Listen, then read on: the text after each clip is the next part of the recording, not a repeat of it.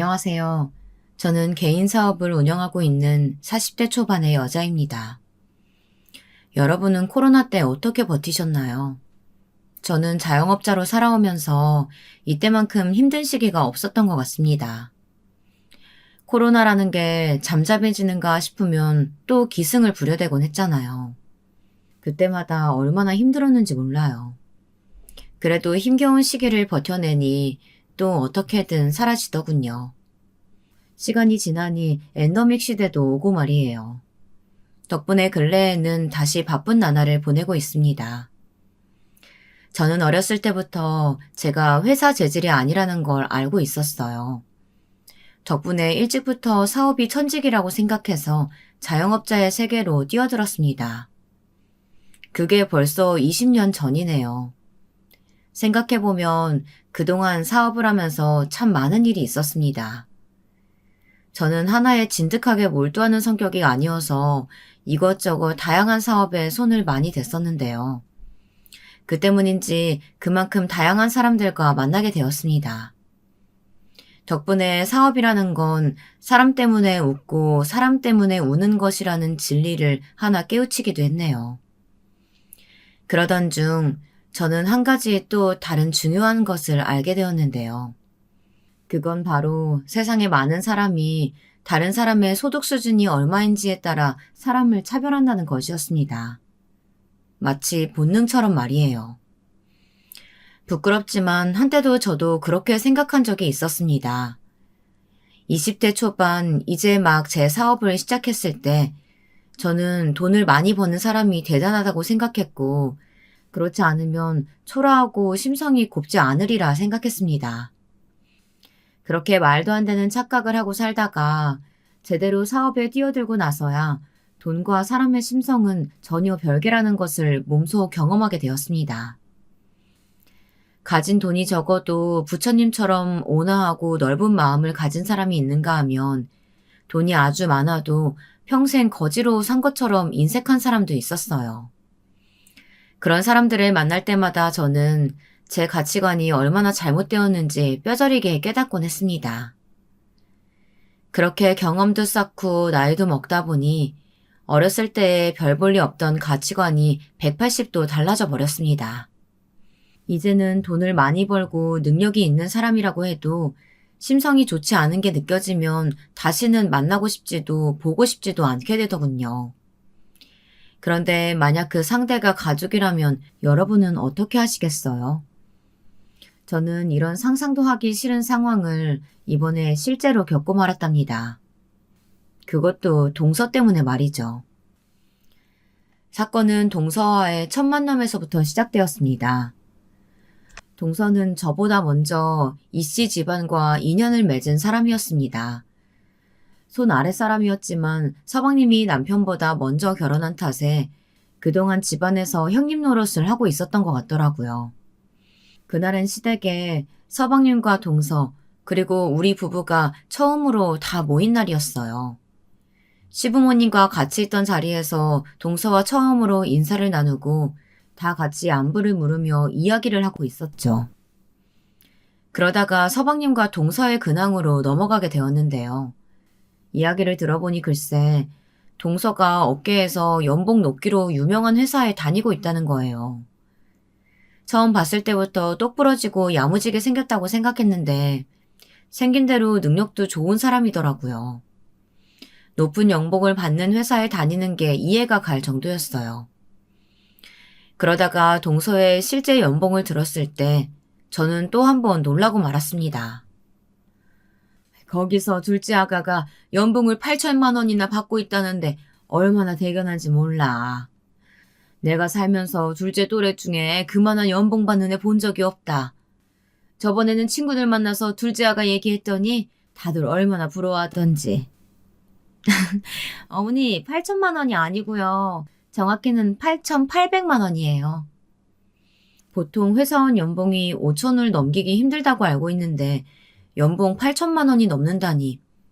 솔직히 저는 동서가 참 대단하다고 생각했습니다. 나이도 어린데 연봉이 그 정도라면 정말 능력 있다는 말이잖아요. 그래서 저는 솔직하게 감탄하면서 동서를 추켜 세워줬습니다. 연봉이 8,800만 원이라고? 와, 동서 정말 대단한데? 능력이 얼마나 좋으면 회사에서 그만큼 높은 연봉을 받아. 제가 동서의 연봉 액수에 감탄하니 동서 어깨에 힘이 잔뜩 들어가는 게 보이더군요. 그 뒤로 동서는 본인 직급은 어떻게 되고 회사에 다니는 건 어떤지, 미래에는 회사에서 어떤 위치까지 진급할 건지에 대한 이야기를 늘어놓았습니다. 아무래도 동서는 커리어 욕심이 상당한 것 같았어요. 살짝 과장해서 지금 다니는 회사에 뼈를 묻을 각오까지 있어 보였죠. 그런데 한참 모두가 동서의 이야기를 듣고 있었는데 대뜸 동서가 저를 보고 이렇게 말하는 거예요. 어머, 죄송해요, 형님. 제가 너무 제 이야기만 했죠. 형님을 처음 뵈서 저도 모르게 신이 났었나 봐요. 이제 형님 이야기도 좀 해주세요. 형님은 어느 회사 다니는지 너무 궁금해요. 형님 나이 정도면 직급도 꽤 높으실 것 같은데. 맞죠? 그럼 형님은 연봉이 어느 정도 되세요? 아, 나는 회사 안 다니고 사업해. 버는 돈이야 매번 다르지만 연봉으로 따지면 그냥 먹고 살 만큼은 버는 것 같아. 어머, 그러셨구나. 제가 듣기로는 사업은 안정적이지 못해서 너무 힘들다고 하던데. 맞죠? 요즘은 코로나 때문에 더 힘드시겠어요.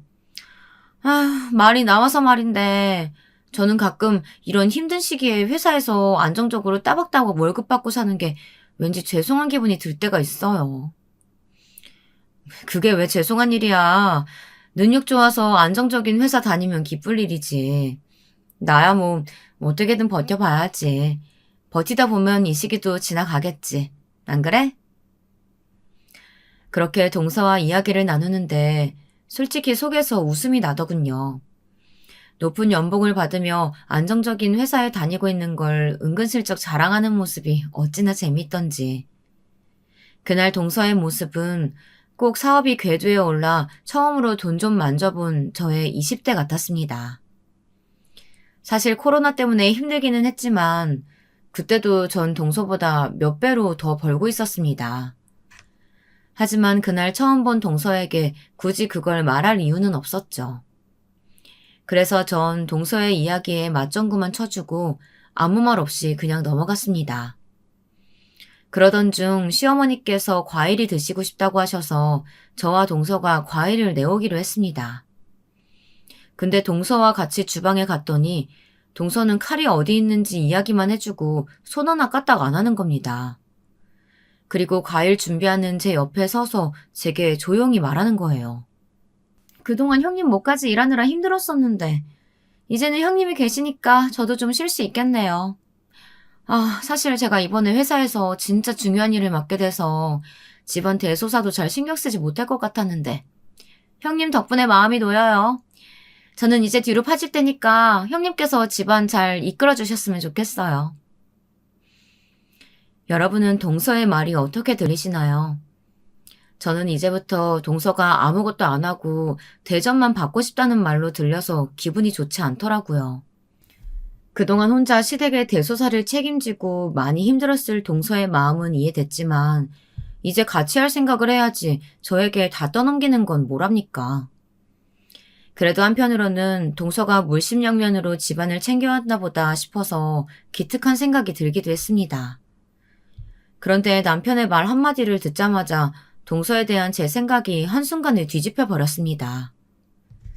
시댁에서 집으로 돌아가는 길에 저는 남편에게 동서에 대해 물었거든요. 그동안 동서가 어떻게 집안을 챙겨왔는지 궁금했거든요. 근데 제 말에 남편이 황당하다는 듯이 말하는 거예요. 뭐? 그게 무슨 말이야? 재수씨가 하기는 뭐래. 참나. 매번 회사 일 바쁘다면서 집안 행사는 행사는 다 빠지고 내뺐는데 챙기긴 뭘 챙겨? 정말? 아까 과일 준비하는데 동서가 이제 내가 있으니까 자기는 물러난다고 나보고 집안을 잘 이끌어달라고 하던데. 남편은 제 말을 듣더니 굉장히 어이없어 하더라고요. 재수씨 말이야. 겉으로 보기에는 예의 있는 척하면서 사람을 직업이나 연봉으로 차별하고 모든 돈이 제일이라고 말하는 사람이야. 오늘도 봐봐. 처음 만난 자리에서 당신한테 회사 어디 다니냐, 직급이 뭐냐 물어보는 거. 아무튼 기본 예의가 없다니까. 그날 저는 남편의 이야기를 듣고 여러 가지 생각이 많이 들었어요. 제 마음속에 똘똘해 보이던 동서의 첫인상도 확 바뀌었죠. 저는 다른 사람의 말만 듣고 사람을 판단하는 걸 좋아하지 않았지만요. 남편이 그렇게 말하는데 어떻게 아무 생각이 안 들겠어요.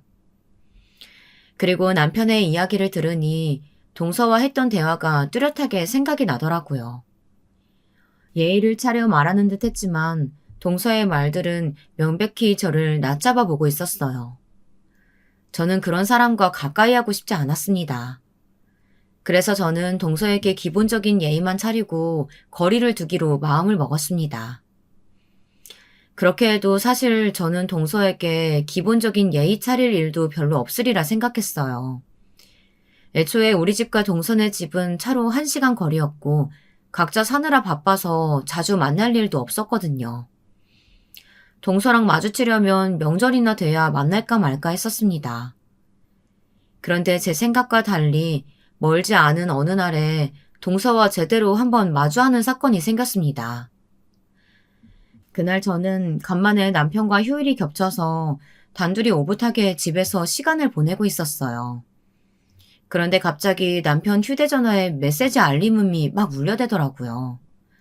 무슨 일인가 싶어 힐끗 봤더니 남편이 메시지를 확인하는 듯 하더니 짜증을 내면서 핸드폰을 확 뒤집어 놓는 거예요. 웬만해서는 짜증을 안 내는 남편인데 그렇게 짜증내니 궁금해서 물어봤죠. 여보, 왜 그래? 무슨 일 있어? 혹시 거래처야? 아니, 거래처가 아니라 중혁이. 얘가 어제부터 자꾸 돈을 빌려달라고 하는데 거절해도 계속 연락하네. 돈? 무슨 돈? 혹시 서방님 무슨 사업이라도 하신대? 그게 아니라 얘가 어저께 접촉사고가 났는데 보험 처리 안 하고 현금으로 합의하기로 했대. 그냥 보험 처리하라고 그렇게 말했는데 이 자식은 듣지도 않아. 아니, 서방님은 그걸 왜 보험 처리 안 하고 현금으로 합의를 한다 그러셔? 얘가 그동안 자잘한 접촉사고를 많이 좀 냈었나 봐. 그래서 자동차 보험료가 좀 많이 올랐는데 이번에 한 번만 더 사고 내면 아예 차키 반납하기로 재수 씨랑 약속했대. 그래서 재수 씨한테 비밀로 해야 돼서 보험 처리 절대 안 된다는 거야. 진짜 내 동생이지만 이럴 땐 한심하다니까. 남편은 서방님이 자꾸 거절해도 계속 돈을 빌려달라고 매달린다면서 짜증을 내더라고요. 근데 이야기를 듣고 있으니 이해가 안 가는 부분이 있었어요. 서방님도 회사 생활을 오래 해서 연봉이 꽤 높은 거로 알고 있었거든요. 그런데 남편에게 돈을 빌려가는 게 이해가 안 갔습니다. 얼마를 빌려달라 그러는데? 아니, 그보다 서방님 회사 생활도 오래 하셨다면서 모아놓은 돈이 전혀 없대? 재수씨가 집안의 경제권 다 쥐고 있어서 그래. 이 자식은 한 달 용돈 받고 살고 있어서 아무리 월급 많이 받아도 자기 돈이 하나도 없어. 솔직히 차키 반납하기 싫어서 보험 처리 안 하겠다는 거 이해는 안 가는데 합의금으로 나한테 1,000만 원이나 빌려달래. 딱하긴 한데 내가 무슨 여윳돈이 있어서 빌려주겠어. 1,000만 원이나? 크긴 크네. 근데 여보, 서방님이 빌려달라는 돈 내가 빌려주는 건 어때? 우리 이제 가족이니까 내가 그 정도는 도와줄 수 있을 것 같은데. 당신 진심이야? 괜찮겠어? 당신도 솔직히 서방님한테 돈 빌려주고 싶은데 없어서 못 빌려주는 것 뿐이잖아.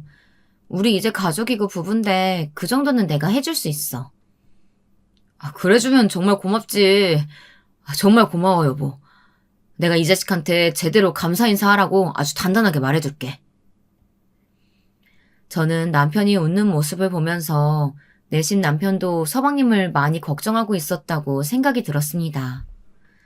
물론 서방님이 접촉사고 난 걸 동서에게 숨기는 건 마음에 걸렸어요. 하지만 남편이나 서방님께 도움이 되고 싶은 마음도 들었고 또 동서에게 이야기하는 건 나중에라도 서방님이 알아서 잘 처신할 거라고 믿었습니다. 저는 마음 한구석에 드는 찝찝함을 빨리 털어내버리고 더는 서방님 일에 신경 쓰지 않았습니다. 그런데 제가 서방님을 너무 믿었던 것일까요? 얼마 가지 않아 결국 서방님은 접촉사고가 났다는 걸 동서에게 들키고 말았습니다. 현금으로 합의를 봤다는 사실도 들키고 말았죠. 나중에 가선 제가 돈을 빌려줬다는 사실까지도 동서에게 들키고 말았어요. 그날 동서가 한밤중에 찾아와서는 있는 대로 소리를 지르며 화를 내는데 정말 깜짝 놀랐습니다. 형님, 제가 집안을 잘 이끌어달라고 했던 거는 시부모님이랑 시댁 대소사 잘 챙겨달라는 말이었지 제 살림살이까지 이끌어달라는 말은 아니었어요. 근데 왜 남의 가정사에 끼어들어서 사람 기분을 더럽게 만드세요? 우리가 뭐 거진 줄 아세요? 동서, 말이 너무 지나치다. 도대체 내가 뭘 잘못했다고 이렇게 경우 없이 한밤중에 찾아와서 소리를 질러. 발뺌하지 마세요. 남편한테 다 들었어요. 형님이 우리 남편한테 돈 빌려주셨다면서요. 그걸 왜 저랑 상의도 없이 멋대로 빌려주고 그러세요? 설마 지금 접촉사고 합의금 빌려준 것 때문에 이러는 거야? 동서, 제대로 알고 온 거 맞아? 내가 멋대로 빌려준 게 아니라 서방님이 빌려달라고 해서 빌려준 거야. 내가 서방님 주머니에 먼저 돈 꽂은 게 아니라고. 그리고 나는 말이야, 가족이 급한 일 생기면 돕고 사는 게 당연하다고 생각하거든? 그래서 도와드린 건데, 뭐, 거진 줄 아냐고? 사람의 선의를 이렇게 무례하게 몰아세우면 안 되지. 제가 뭘 몰아세웠어요? 형님이 먼저 선을 넘었으니까 그렇죠. 형님이 뭔데 우리 부부가 상의해야 하는 문제를 멋대로 끼어드세요? 형님이 뭐 해결사라도 돼요? 애초에 형님이 돈 안 빌려줬으면 결국 남편은 저한테 말했을 거고 그럼 제가 해결했을 거예요. 그런데 괜히 형님이 끼어들어서 저랑 남편이 싸우게 된 거라고요. 결국 동서의 말은 왜 자기가 허락하지도 않았는데 돈을 빌려줬냐 이거였어요. 저는 화가 나는 동시에 너무 당황스러웠어요. 솔직히 서방님이 동서 아랫사람도 아닌데 허락하고 말고가 어디 있나요? 게다가 마치 제가 돈을 빌려준 탓에 남편을 휘어잡을 기회를 날려버렸다는 듯이 저를 몰아가는 거예요. 저는 무례하게 구는 동서의 모습에 차갑게 마음이 식어 직설적으로 말했습니다. 그래, 동서 말 무슨 뜻인지 잘 알겠어. 내가 부부 문제에 괜히 끼어들었다 이 말이지. 그럼 내가 서방님한테 빌려준 돈 지금 당장 내놔. 그리고 둘이서 알아서 해결하라고. 그럴 줄 알고 가지고 왔어요. 여기 현금 1,000만 원이요. 이제 형님한테 진 빚은 없으니까 다음부터는 우리 부부 문제에 멋대로 끼어들지 마세요. 동서는 제 앞에 1,000만 원이 든 봉투를 탁 내려놓고 인사도 안 하고 나가버리더군요. 얼마나 어이가 없던지 저는 돈 빌려주고 욕만 먹은 셈이었죠. 그날을 기점으로 저와 동서의 관계는 서서히 틀어지기 시작했습니다. 그리고 그때부터 동서는 저를 라이벌로 생각하는 듯 싶더니 차츰 돈으로 저를 견제하기 시작하더라고요. 아마 본인 남편이 저에게 돈을 빌렸다는 것에 상당히 자존심이 상한 것 같았습니다. 그날 이후로 동서는 모든 돈으로 해결하면서 자신이 이 정도로 능력이 있다는 것을 과시하곤 했습니다. 특히 우리 부부가 시부모님에게 뭔가 해드리면 꼭 가까운 시일에 똑같은 걸 해드린다던가 아니면 그것보다 더 비싼 걸 해드린다던가 하면서 사람의 신경을 긁어댔습니다. 한 번은 제가 시부모님께 안마의자를 사드린 적이 있었는데요. 그 다음 주에 바로 동서가 똑같은 안마의자를 하나 더 사서 시댁에 택배로 보낸 겁니다. 그리고는 저한테 전화해서 이렇게 말하는 거예요. 형님, 제가 오늘 어머니랑 아버님께 안마의자 한 대 더 사드렸는데 들으셨어요? 이왕 사드리는 거 처음부터 2대 사드리지 왜 한 대만 사드렸어요? 2분 사드렸으면 2분이 동시에 오붓하게 안마 받으시고 정말 좋았을 텐데 말이에요. 아, 원래 2대 사드리려고 했지. 근데 아버님이랑 어머님이 한사코 말리셔서 한 대만 사드린 거야. 2대나 놓으면 집이 좋아지니까 한 대만 사라고 하시더라고. 근데 동서는 굳이 한 대를 더 사서 그걸 보내드린 거야? 네, 당연하죠. 형님도 참. 그렇게 어르신들 마음을 모르세요? 당연히 2대 놓고 싶으셨겠죠. 근데 형님한테 금액이 부담스러울까봐 일부러 한 대만 사도 된다고 하셨던 거겠죠. 제가 형님보다 어머님이랑 아버님 더 오래 모셨는데 그 마음을 모르겠어요? 만약에 제가 먼저 사드렸다면 2대도 괜찮다고 하셨을걸요? 저는 동서의 말을 듣고는 어처구니가 없어졌습니다. 설마 제가 그 정도도 생각 못했겠어요.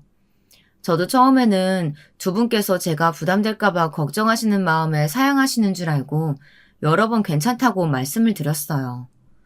그런데 시어머니께서 정말로 2대까지 놓기에는 집이 작아 부담스러우니 절대 2대 살 필요 없다고 하시더라고요. 솔직히 시어머니 말씀대로 시댁은 꽤 작은 집이었어요. 서방님이 결혼해서 출가한 시부모님께서는 이제 큰 집은 필요 없다는 생각에 작은 집으로 이사하셨다고 하더라고요. 그리고 남편이 결혼해 출가한 뒤에는 줄곧 그 집에서 살고 계셨고요. 그래서 시어머니 말씀대로 한 대만 집에 놔드렸던 건데 아무리 말해도 동서는 끝까지 자기 말이 옳다고 해서 곤혹스러웠습니다. 그 후 신경이 쓰여 시댁에 전화드렸는데 아니나 다를까 시어머니께서 상당히 곤란해하시고 계셨습니다. 그래, 둘째 아가가 갑자기 안마의자를 보내서 받기는 받았지. 근데 집에 안마의자를 2대나 두기엔 번잡스럽기도 하고 집이 너무 좁아지는 것 같아서 곤란하지 뭐니. 그래서 둘째 아가한테는 마음만 받겠다고 하고 반품하라고 시켰다. 아휴, 둘째 아가가 나쁜 애는 아닌데 고집이 좀 있어. 어쨌든 돌려보내기로 했으니까 너무 걱정하지 말아라. 역시 제 생각이 맞았더라고요. 시어머님께서도 동서에게 괜찮다고 그렇게 사양했는데 동서가 자기가 멋대로 사서 택배로 보낸 거였어요. 그래놓고 시어머니께서 반품하라고 동서에게 연락했더니 회사 일 때문에 시간 없다고 시어머니께 대신 반품해달라고 했다는 거예요. 결국 반품은 시어머니 대신 제가 직접 하게 됐죠. 이후 동서에게 다시 연락이 오진 않았지만 서방님을 통해 들은 바로는 시부모님이 자기 마음을 몰라주신다고 툴툴거렸답니다. 그리고 제가 안마의자를 반품했다는 말을 들었을 때는 상당히 짜증을 냈다더군요. 그 이야기를 들으니 저는 동서가 꼭 자기 뜻대로 안 돼서 짜증을 내는 어린애같이 느껴졌습니다. 덕분에 주변 사람들만 힘들고 껄끄러지고 말이에요. 하지만 어쩌겠어요. 동서 마음 챙겨주기 위해 시부모님이 작은 집에 안마의자를 2대나 놓고 좁게 사실 수는 없는 노릇이잖아요. 그 일 이후 저와 동서는 더 멀어졌고 연락도 거의 하지 않게 되었습니다. 안마의자 사건이 잊힐 때쯤 어느 날 시어머니께서 연락이 왔습니다.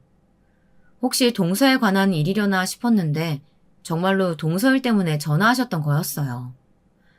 첫째야, 글쎄 둘째 아가가 이번에 승진해서 연봉 1억을 받게 됐다지 뭐니? 그래서 다 같이 모여서 축하할 겸 식사하자는데 시간 되니? 정말요? 너무 축하할 일이네요. 저는 언제든 시간 낼 수 있으니까 어머님이랑 아버님 편한 시간으로 제가 맞출게요. 알고 보니 동서가 이번에 다니던 회사에서 승진하면서 연봉도 올랐는데 그 덕에 연봉이 1억이 되었다는 겁니다. 그래서 가족들과 축하 파티를 하고 싶다면서 근사한 곳에 가서 다 같이 식사를 하자고 했다는 거예요. 저는 동서를 좋게 생각하고 있지는 않았지만 그때만큼은 저도 축하해주고 싶은 마음이 들더군요. 그래서 약속 당일 좋은 마음으로 동서가 예약해뒀다는 식당에 시부모님을 모시고 갔습니다. 그런데 그날의 주인공이나 다름없던 동서가 아무리 기다려도 약속 시간에 나타나지 않는 겁니다.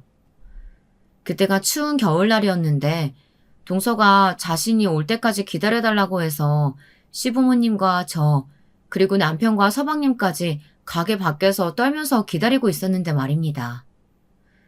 다 같이 배고픔과 추위를 견디며 동서를 기다렸지만 동서는 약속 시간에서 30분이 지나도 오지 않았습니다. 서방님, 동서랑 연락 안 되세요? 혹시 무슨 일이라도 있는 거 아니에요? 아까 일 늦게 끝났다고 좀 이따가 출발한다고 연락이 오긴 했는데 지금은 연락이 안 되네요. 정말 죄송해요, 형수님. 제가 얼른 다시 연락해 볼게요. 서방님의 대답을 듣고 저는 더는 참을 수 없었습니다. 본인이 잡아놓은 약속에 늦는 것도 모자라서 추운 날 본인이 올 때까지 다들 밖에서 기다려달라는 게 말이 되나요? 저와 남편 그리고 서방님이야 추위 정도는 참을 수 있었지만 나이 드신 시부모님은 몸에 크게 무리가 올 수도 있는 일이고요. 결국 전 그냥 가족들을 모두 이끌고 가게에 들어가기로 했습니다. 동서가 본인 이름으로 예약해뒀으니 나중에 오더라도 별 문제 없을 거라고 생각했고요. 저는 시부모님과 남편, 서방님을 다 이끌고 가게에 들어가서 동서 이름으로 예약된 자리를 안내받았습니다. 그리고 먼저 식사를 주문하고 동서를 기다리기로 했죠. 그러나 동서는 식사가 다 준비될 때까지도 오지 않았고 결국 모두가 음식을 먹으면서 동서를 기다리기로 했어요. 그리고 결국 동서는 약속 시각에서 1시간이 지나고 난 후에야 식당에 도착했습니다. 식당에 들어온 동서의 표정은 좋지 않았습니다. 꼭 못 씹은 표정처럼 구겨져 있었죠. 알고 보니 동서는 우리가 모두 동서가 식당에 도착할 때까지 밖에서 기다리지 않고 먼저 식당에 들어와 있었던 것에 기분이 나빠서 그렇게 표정이 좋지 않았던 거였습니다. 형님, 어떻게 이러실 수가 있어요? 제가 금방 온다고 조금만 기다려달라고 말씀드렸잖아요. 우리 그이가 말 안 했어요? 동서가 일이 늦게 끝난다고 좀 이따가 출발한다고 했다는 말은 들었지. 근데 이미 약속 시각도 다 지났고 그 후로도 연락이 안 되는데 언제 올 줄 알고 계속 기다려.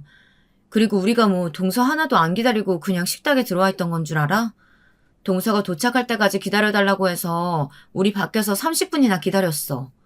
오늘 날씨 엄청 추운 거 알지? 근데 동서가 식사 대접한다고 해서 밥도 안 먹고 와서 그대로 추위 속에서 떨면서 기다렸는데 먼저 미안하다는 말 한마디 정도는 해야 하는 거 아니야? 형님이야말로 저한테 미안하셔야 하는 거 아니에요? 형님이 그냥 들어가 있자고 하지 않고 조금만 더 기다렸으면 다 같이 들어올 수 있었을 거잖아요. 누가 보면 형님이 오늘 승진턱 내는 사람인 줄 알겠네요. 그럼 동서는 나이 드신 시부모님을 오늘같이 추운 날에 그냥 서 계시게 해야 했다는 말이네? 그것도 1시간이나? 동서, 기분 나쁜 건 알겠는데 그래도 말이 되는 소리를 해야지. 그러다가 두 분 몸 상하시면 동서가 책임지는 거야? 약속 시간에 1시간이나 늦었으면서 사과도 없고 본인 기분만 생각하면서 짜증을 내는 동서를 보니 정말 화가 나더라고요. 저와 동서의 언성이 점점 높아지자 옆에서 듣고 계시던 시아버지께서 불편한 기색을 보이셨습니다. 둘째 아가, 우리가 먼저 식당에 들어와 있던 게 그렇게 기분이 나빴다면 첫째 아가 대신 내가 사과하마. 그러니 이만 기분 풀렸으면 좋겠구나. 그래 여보, 오늘 좋은 날이잖아. 그런데 이렇게 기분 상하면 되겠어? 기분 풀고 얼른 맛있게 식사하자, 어? 시아버지께서 대신 사과하겠다 말씀하시고 서방님도 살갑게 말하니 동서도 더는 말을 못하더라고요. 저도 식탁 밑에서 남편이 손을 잡고 그만하자는 신호를 보내서 그쯤에서 입을 다물었습니다. 어쨌든 좋은 날이기는 했으니까요. 사실 시부모님과 우리 부부, 동선의 부부가 다 같이 모여서 식사하는 건 정말 오랜만이었습니다. 그동안은 코로나 때문에 전혀 모이지를 못했거든요. 그래서였는지 시부모님께서 먼저 분위기를 좋게 지나가자고 눈치를 주셨고 다들 마음이야 어찌됐든 살얼음판같이 아슬아슬한 분위기 속에서 모두 동서의 승진을 축하했습니다. 그 후 어떻게든 웃는 얼굴로 식사 자리가 끝나기는 했습니다만 저는 그날 동서의 행실에 다시 한번 실망했습니다. 동서를 축하하고 싶던 마음 역시 사라진 지 오래였습니다. 하지만 시부모님께선 아끼던 며느리가 기분이 좋지 않아 보이자 걱정이 되셨는지 따로 자리를 만들어 다시 축하 파티를 열어주셨다고 전해 들었습니다. 그 덕분에 기분이 나아졌는지 연봉 1억을 찍은 동서의 콧대가 하늘을 찌르기 시작했습니다. 이씨 집안에서 자기보다 더 돈을 잘 버는 사람은 없고 자신이 제일 대단하다고 생각하는 것 같았습니다. 그리고 얼마 지나지 않아 저는 다시 한번 동서의 생각을 제대로 확인하게 되는 일을 겪게 되었습니다. 때는 코로나가 점점 잠잠해지고 거리두기도 풀리고 거의 일상생활로 돌아갈 때쯤의 명절이었습니다. 이때 가족들이 모여서 다 같이 음식을 만들자고 말이 나와서 일찍 시간을 내서 모이기로 했습니다. 저는 전날 밤에 동서에게 전화했어요. 몇 시쯤 올 수 있는지, 재료는 뭘 사올 것인지 등등 물어볼 게 많았거든요. 그런데 동서가 명절에도 회사 일이 있어서 일찍 못 올 것 같다는 겁니다. 죄송해요. 제가 일이 많아서 일찍 모이기는 힘들 것 같아요.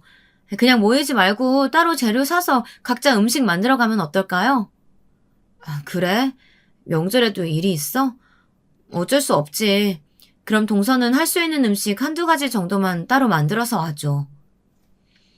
사실 처음부터 저는 동서가 일찍 못 올 거라는 걸 대충 알고 있었습니다.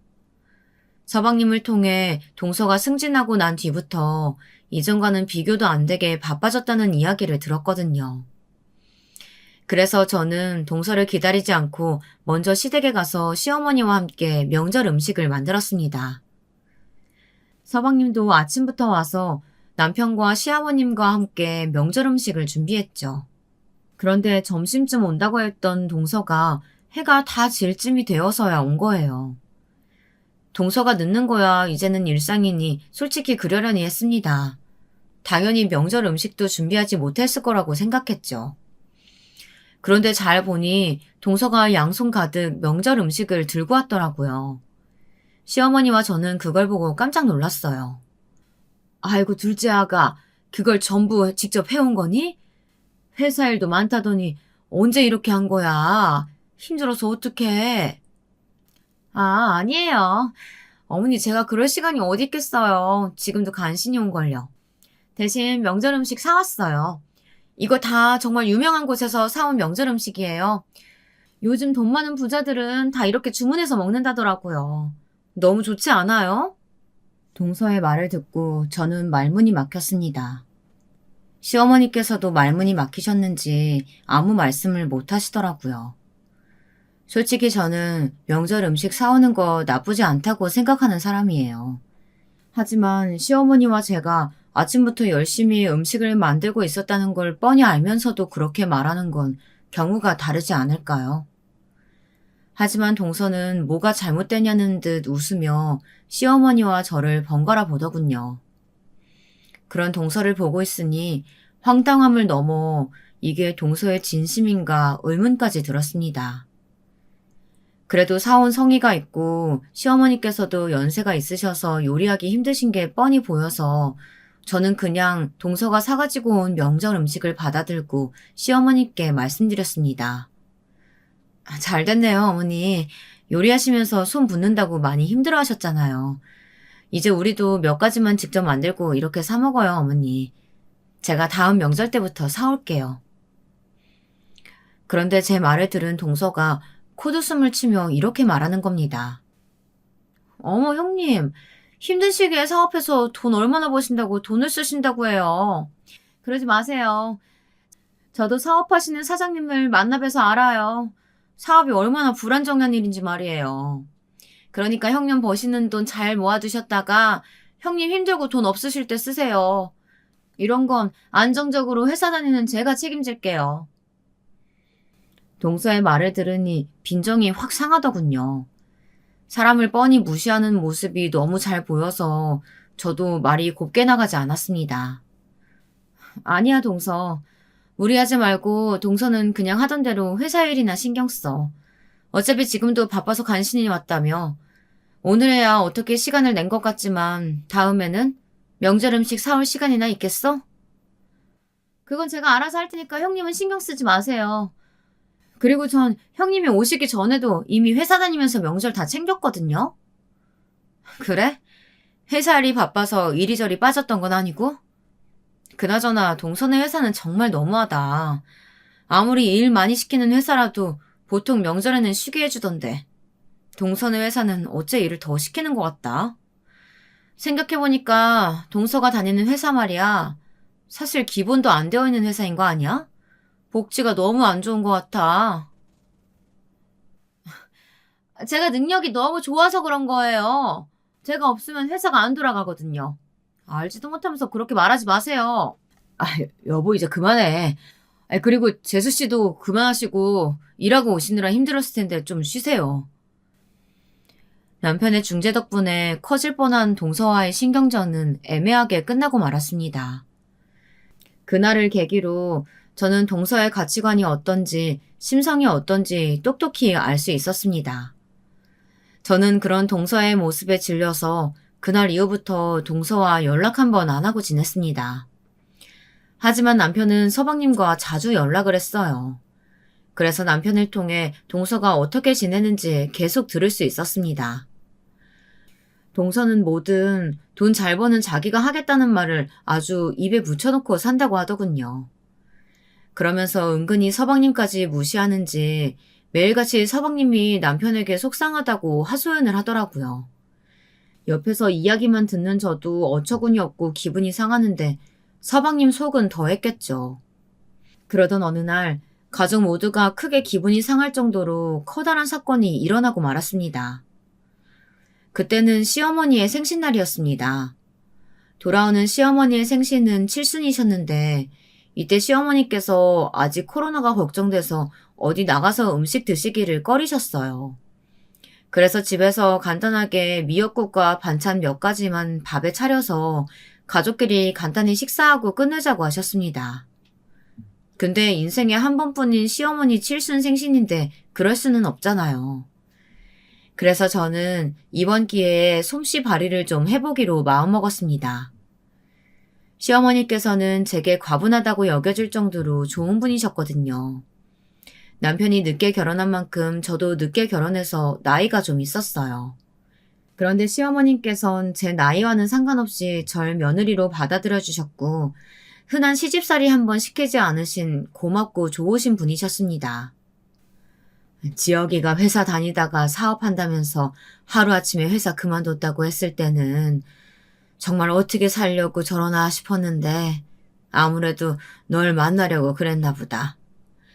사업 자리 잡으면 결혼하겠다는 말이 그냥 둘러대는 말인 줄 알고 난 저 녀석이 평생 결혼도 못할 줄 알았는데 내 아들이랑 결혼해줘서 고맙구나.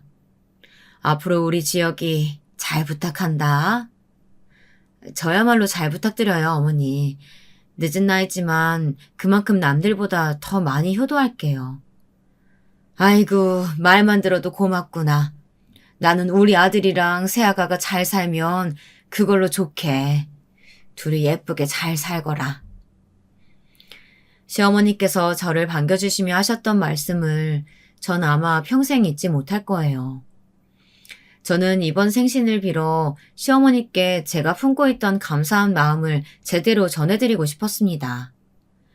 그래서 시어머니 생신 때 일찍 시어머니 집에 가서 직접 음식을 만들어서 바로 대접해드리기로 했습니다. 근데 저 혼자서 일을 진행하기에는 동서가 마음에 걸리더라고요. 저 혼자 시어머니 생신상을 차리면 나중에 또 무슨 말을 할지 상상조차 안 갔죠. 그래서 저는 제 계획을 전하기 위해 오랜만에 동서에게 전화를 걸었습니다. 동서 나야. 이번에 어머니 칠순 생신 때 올 거지? 그날 내가 시댁에서 직접 음식해서 바로 어머니 생신상 차려드리려고 하거든. 굵직한 음식은 내가 다 할 테니까 와서 미역국 끓이는 것 정도만 도와줄래? 갈 거긴 한데 꼭 직접 만들어야 하나요? 그냥 제가 출장 뷔페를 부르던가 아니면 평 좋은 음식점에서 상차림 예약할게요. 그게 낫지 않겠어요? 상차림 예약이라니. 동서, 어머니가 바깥 음식은 무서워서 못 드시겠다잖아. 그래서 최대한 안전하게 보내려고 직접 만드는 건데 출장 뷔페를 부르겠다고? 그러지 말고 준비는 내가 다 해놓을 테니까 와서 조금만 도와주기만 해. 그래야 동서도 어머니 앞에서 면이 좀 살 거 아니야. 네, 알겠어요. 그럼 저 일 바빠서 먼저 끊을게요. 동서는 짜증이 가득한 목소리로 알겠다고 하더니 냅다 끊어버리더라고요. 기분이 좋지 않았지만 그런 일이 한두 번이 아니라서 저는 크게 신경 쓰지 않고 제 나름대로 음식 리스트를 짰습니다. 그리고 시어머니 생신 당일 예정대로 일찍 시댁에 가서 음식을 준비했죠. 그런데 동서가 오기로 했던 시간보다 훨씬 늦게 온 거예요. 그때는 이미 만들려고 계획했던 음식들을 거의 다 완성한 참이었습니다. 솔직히 동서가 그간 보여왔던 행동들이 있어서 동서가 제 시간에 올 것이라는 생각도 안 했고 기대도 없었습니다. 그래서 늦게 온 동서가 놀랍지도 않았어요. 저는 늦게 시댁에 도착한 동서한테 덤덤하게 말했습니다. 동서 왔어. 내가 다른 음식들은 다 해뒀어. 미역국이랑 밥만 퍼서 식탁에 좀 차려줘. 동서는 인사를 하는 둥 마는 둥 하더니 그릇들을 옮겨서 밥과 미역국을 퍼서 옮기더라고요. 저는 그 옆에서 만들고 있던 잡채를 마저 만들었습니다. 그런데 요리를 하다 보니까 그릇이 모자라는 거예요. 잡채를 담을 그릇이 없어서 둘러보다가 마침 주방으로 동서가 들어오는 게 보였죠. 그래서 저는 동서에게 저기 있는 접시 하나만 닦아달라고 부탁했어요. 그런데 동서가 갑자기 인상을 팍 쓰더니 이렇게 말하는 거예요. 형님, 와서 도와달라는 말 진심이셨어요? 그게 무슨 말이야, 동서? 형님, 잊어버리셨나 본데 제 연봉이 1억이에요. 그런데 이렇게 손에 물 묻혀가면서 몸 써야겠어요? 제 말대로 상차림 예약이라도 했으면 형님도 몸 안 쓰시고 편하셨을 텐데 왜 사서 고생을 하세요? 저는 동서의 말을 듣자마자 기분이 확 상하고 말았습니다. 그렇지만 시어머니 실순 생신날에 큰 소리 내기가 싫었습니다. 그래서 딱 한 번만 더 참자 생각했어요. 심호흡을 몇 번 하고 나서 저는 동서에게 이렇게 말했습니다. 동서, 말 좀 예쁘게 하자. 사서 고생이 아니라 이건 정성을 들인다고 하는 거야. 오늘 어머님 생신이야. 좋은 날에 큰 소리 내지 말자. 얼른 상 차리는 거나 좀 도와줘. 그렇게 동서한테서 몸을 돌리고 잡채를 마저 묻히는데 뒤에서 동서가 이렇게 중얼거리는 게 들렸습니다. 참나, 꼴에 형님이라고 유세는. 돈이 없으니 몸으로 때우려고 하는 거지. 그 말을 들으니 더는 참을 수가 없었습니다. 그간 참아왔던 모든 화가 동시에 터져나왔죠. 솔직히 제 얼굴에 침 뱉는 거나 마찬가지였지만 저는 화가 나면 눈에 보이는 게 없는 편입니다. 그날 정신을 차리고 보니 제가 잡채 묻히던 비닐장갑 낀 그대로 동서의 머리채를 쥐어 잡아뜯고 있더군요. 야 이년아, 너 뒤질래? 그깟 연봉 1억 받는다고 네가 뭐 아주 세상에서 가장 잘난 년이라도 되는 줄 알아? 뭐야? 어딜 잡아 진짜. 돈 없어서 몸으로 때운다더니 잘하면 치겠네? 쳐봐. 돈 많으면 어디 한번 쳐봐. 왜? 그러면 내가 못 칠 것 같아? 야, 너 내가 사업하면서 돈을 얼마나 버는 줄 알아? 너야말로 꼴 같지도 않은 회사 다닌다고 유세 떨지 마. 내 연봉이 10억이야. 너보다 10배는 더 번다고. 그러던 중 동서의 비명을 들으셨는지 시부모님이랑 남편, 서방님까지 다 주방으로 달려왔습니다. 저는 양손으로 동서의 머리채를 잡고 흔들고 있었는데 동서는 머리칼이 다 뽑히는 것도 마다치 않고 막 몸부림을 치더니 제 손에서 빠져나가서는 저를 노려보더군요. 노려보는 눈이 어쩜 그렇게 표독스럽던지 꼭 화난 고양이가 절 노려보는 것 같았어요. 그렇게 동서와 제가 씩씩대며 서로를 노려보고 있자 시부모님께서 이게 다 무슨 일이냐고 물어보시더라고요. 그나가 둘째 아가, 이게 다 무슨 일이냐? 왜 음식 하다 말고 둘이 몸싸움을 해? 그래, 대체 무슨 일들인지 말 좀 해보렴. 도대체 무슨 일이야? 저는 그 자리에서 시부모님께 숨길 것도 없이 동서가 했던 행동이며 말까지 전부 다 솔직하게 말씀드렸습니다. 듣고 있던 시부모님은 물론 서방님과 남편의 표정까지 안 좋아지더라고요. 시아버지께선 당황하신 얼굴로 동서에게 물으셨습니다. 그네 말이 다 사실이냐, 둘째야? 네, 맞아요. 근데 제가 뭐 틀린 말 했나요? 제 연봉 1억인 것도 맞고 형님은 시어머니 생신상에 쓸 돈 없어서 몸으로 때우는 것도 맞는데 뭐 잘못됐나요? 동서가 그렇게 말하자 저는 또다시 눈이 뒤집히는 기분을 느꼈습니다. 그래서 참지 못하고 동서에게 소리쳤죠. 겨우 연봉 1억이면서 큰 소리 치기는. 넌 네가 지금 엄청 대단한 줄 알겠지만 전혀 아니야. 넌 그냥 회사에서 사용하다가 버리는 소모품이라고. 알아? 아휴, 회사 소모품 주제에 자기가 소모품인 줄도 모르고 자랑하는 꼴이라니. 뭐라고요? 소모품이요? 지금 말 다 했어요? 그래. 그럼 네가 소모품이지 뭐니? 너보다 아주 조금 더 잘난 사람이 있으면 바로 갈아 끼워질 연봉 1억짜리 소모품. 뭐야? 니까짓 게 뭔데 나한테 그딴 말을 해? 동서는 집이 떠나가라 소리를 빽 지르더니 저한테 달려들었습니다. 저도 당연히 동서가 달려들자 똑같이 막 대응했죠.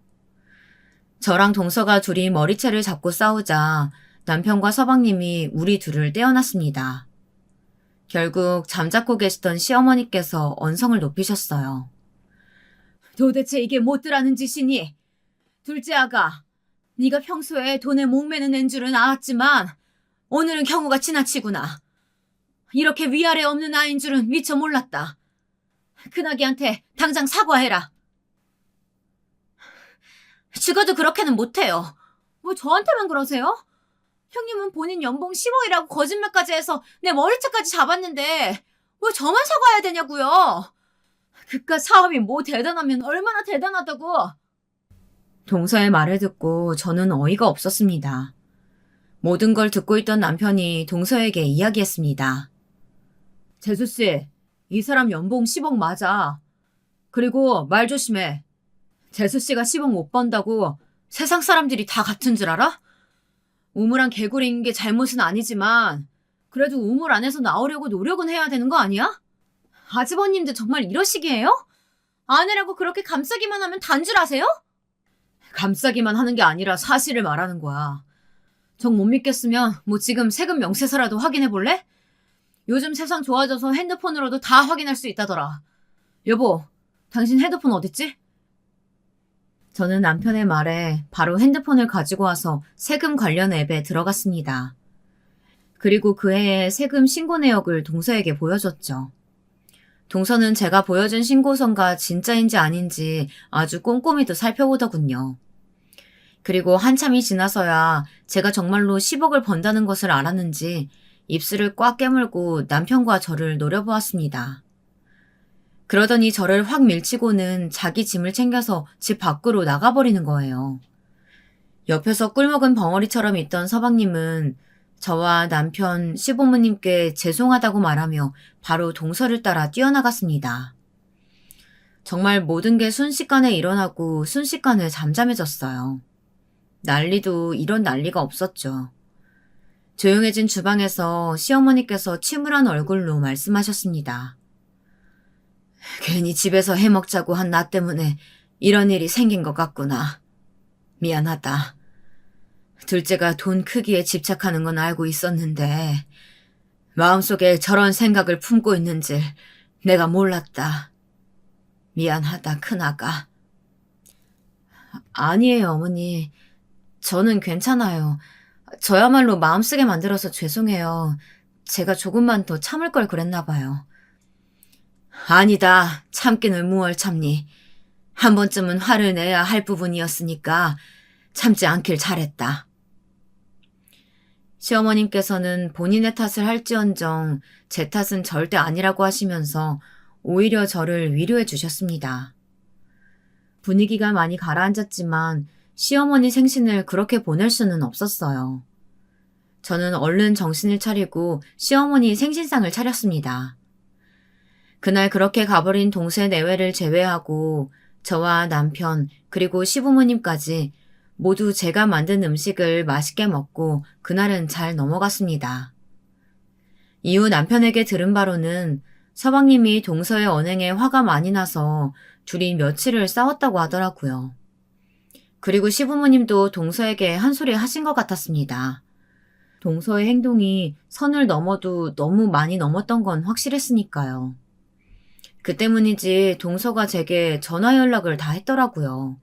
그것도 사과하기 위해서 말이에요. 정말 죄송합니다, 형님. 제가 이렇게 사과드릴게요. 그게 지금 우리 남편이 형님께서 사과 안 받아주시면 이혼하겠대요. 그러니까 사과 좀 받아주시고 남편한테 말 좀 잘해주시면 안 될까요? 동서는 서방님이 이혼하겠다고 강하게 나가는 바람에 그게 무서워서 전화한 거더라고요. 정말 끝까지 염치도 없는 사람이었습니다. 사과하고자 하는 마음은 한 톨도 없는 주제에 사과 전화하는 모습이 너무 위선적이었어요. 동서가 울면서 제게 말하는데 우는 척하는 것 같아서 듣고 있는 내내 별 감흥도 없었습니다. 그런데 제가 대꾸도 없이 가만히 있자 동서가 사과하다가 또 자존심을 내세우더라고요. 형님, 제가 정말 잘못한 건 맞는데요. 근데 형님도 잘못하신 거 있잖아요. 그, 그날 형님도 제 머리채 잡으셨잖아요. 그때 제가 병원 갔으면 전치 1주는 나왔을 거예요. 근데 저 병원도 안 갔고요. 형님이 그러신 거 그냥 넘어갈 생각이었어요. 그러니까 제 사과 좀 받아주세요. 네? 뭐? 전치 1주? 진짜 웃긴다, 동서. 그냥 병원 가지 왜 안 갔어? 머리카락 좀 뜯겼다고 전치 1주 내주는 병원 있으면 나도 좀 보고 싶은데. 그리고 너는 그게 사과하는 사람의 태도니?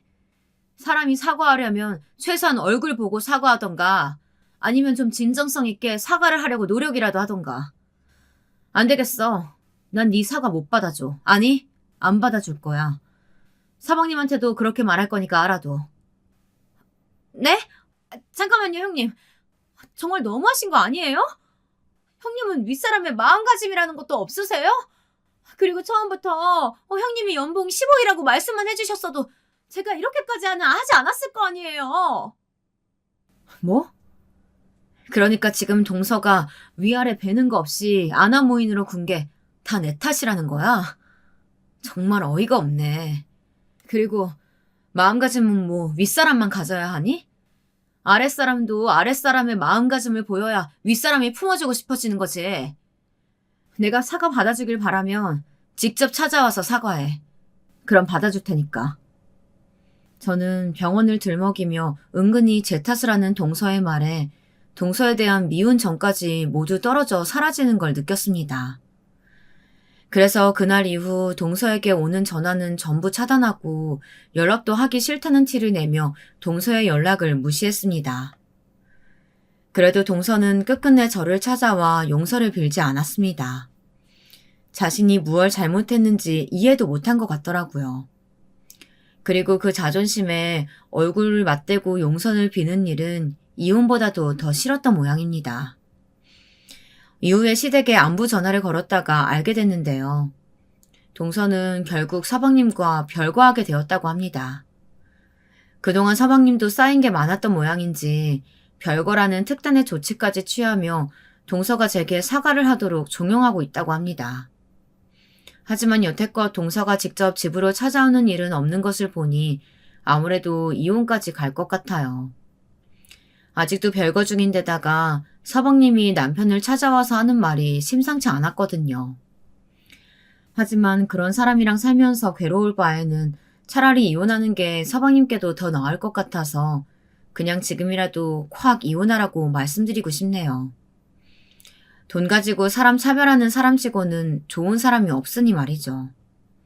세상 살다 보니 이런 일을 다 겪게 되었네요. 사연 듣고 계신 분들께선 저와 같은 일이 없길 바라며 지금까지 제 사연 들어주셔서 감사합니다.